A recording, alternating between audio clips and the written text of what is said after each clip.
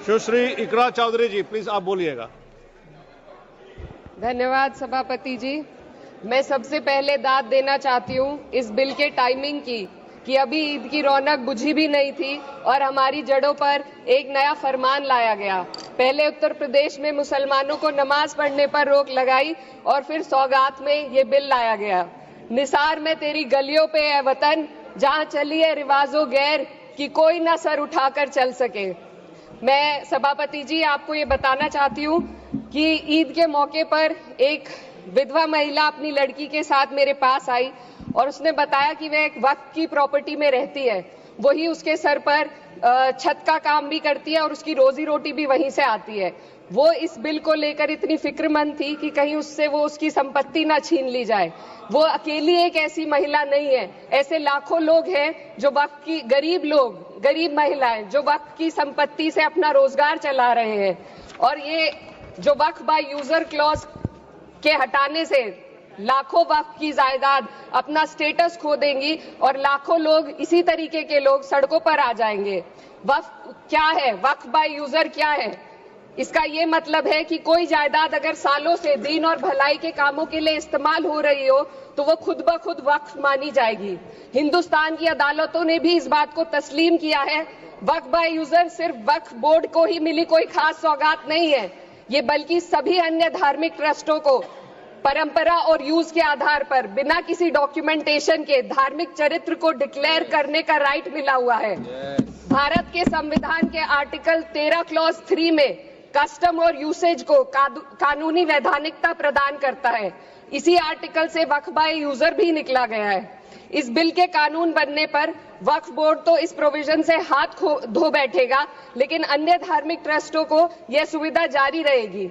इससे भारतीय संविधान के आर्टिकल 14 और 15 का सीधा उल्लंघन है, जो धर्म और जाति के आधार पर भेदभाव और कानून के सामने सभी की बराबरी पर जोर देता है। मैं इसके साथ ये भी कहना चाहती हूँ कि सत्ता के लोग जो एक दूसरे की पीठ थपथपा रहे हैं कि वक्फ बाय यूजर का जो अमेंडमेंट इन्होंने दिया उसको एक्सेप्ट कर लिया गया है, लेकिन इनकी शरारत यह है कि उसके साथ ही एक ऐसा प्रोवाइजो इसमें शामिल किया गया जिसके आधार पर यह कहा गया है कि अगर कोई भी वक्फ की संपत्ति विवादित हो तो वो अपना वक्फ स्टेटस खो देगी। तो जो अमेंडमेंट इन्होंने दिया है जिसको एक्सेप्ट कर लिया गया है उसका कोई मतलब नहीं है, ये इनकी नीयत है जो साफ जाहिर हो रही है। सोने पर सुहागा एक काम और किया है, सरकार ने वक्फ की कानून के सेक्शन 107 को हटाकर लिमिटेशन एक्ट में 12 साल तक ही किसी के खिलाफ अदालत में जाने का प्रोविजन है। सेक्शन 107 में बोर्ड को लिमिटेशन एक्ट से राहत मिली हुई थी। वक्फ बोर्ड कभी भी अवैध कब्जाधारियों के खिलाफ अदालत जा सकता था। अगर ये सेक्शन ना हो तो अवैध कब्जा करने वाले लोग कानूनी प्रक्रिया का फायदा उठाकर वक्फ की प्रॉपर्टी को हड़प सकते हैं। अन्य धार्मिक ट्रस्टों पर भी ये लिमिटेशन एक्ट लागू नहीं होती, तो फिर वक्फ बोर्ड के साथ ये सौतेला रवैया क्यों किया जा रहा है? धर्म को देखकर दोहरी नीति क्यों अपनाई जा रही है? सेक्शन 107 और वक्फ बाय यूजर को अगर एक साथ पढ़ा जाए तो इससे लाखों वक्फ की प्रॉपर्टी पर कब्जा किया जाएगा। इसलिए ये बिल मुसलमान की भलाई का नहीं बल्कि उनके वजूद और विरासत को मिटाने का बिल है।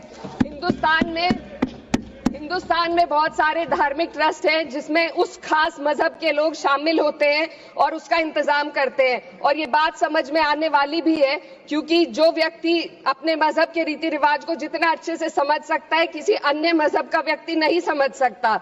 आर्टिकल 26 क्लॉज 2 के तहत धार्मिक संप्रदाय को अपने मजहबी इदारों के एडमिनिस्ट्रेशन का हक देता है, लेकिन वक्फ बोर्ड के बारे में इसको उल्टा किया जा रहा है। Sir 2 minute sir please 2 minutes. सरकार इसे एक सेक्युलर बॉडी मान रही है और इसमें गैर मुस्लिमों को शामिल करने की बात कह रही है। आपके मुंह से सेक्युलरिज्म की बात सुनकर अच्छा लगा, लेकिन अगले ही पल ये भ्रम टूट जाता है क्योंकि आपको सिर्फ दान देने के लिए प्रैक्टिसिंग मुस्लिम का आपने क्लॉज डाला है, लेकिन बोर्ड में बैठने के लिए मुस्लिम होने की कोई आपकी क्लॉज नहीं है। तो इससे आपकी जो दोहरी नीति है वो साफ जाहिर होती है। ये वही सरकार है जिसने राम जन्मभूमि ट्रस्ट में ये लिख दिया कि जिला अधिकारी भी अगर होगा तो हिंदू होना चाहिए। कोई मुझे बताए कि वहां पर सेक्युलरिज्म का रस क्यों नहीं घोला गया। सर, आखिर में मैं अपनी बात को खत्म करने से पहले महिलाओं का मुद्दा बार बार उठाया जा रहा है। सरकार का कहना है कि बोर्ड में मुस्लिम महिलाओं को रिप्रेजेंटेशन देंगे। इस कानून से पहले भी मुस्लिम महिलाएं बोर्ड में मेंबर रह चुकी हैं और मिनिमम 2 का प्रोविजन था, उससे ज्यादा भी हो सकती थी। सर, मैं ये कहना चाहती हूँ कि सरकार ने महिलाओं के लिए ऐसा कौन सा नया काम किया जिसका ढिंडोरा सरकार का हर सदस्य पीट रहा है। इस बात की तायीद अगर आपकी तरफ से कोई मुस्लिम महिला करती तो हम उसका यकीन भी करते, लेकिन अफसोस आपकी इतनी लंबी कतार में एक भी मुस्लिम महिला नजर नहीं आती है।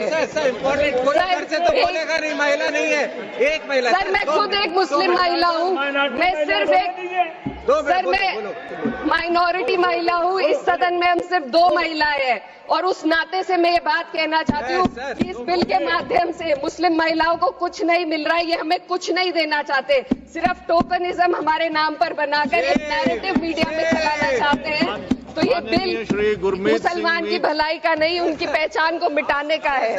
सर, अंत में मैं बस यही कहना चाहती हूँ कि कागजों की कैद में बस नाम रह जाएंगे, वो जो हमारे थे सिर्फ दावे में रह जाएंगे। इस बिल के द्वारा मीठी ईद के जायके को कड़वा करना, यही असली सौगाते मोदी था। बहुत बहुत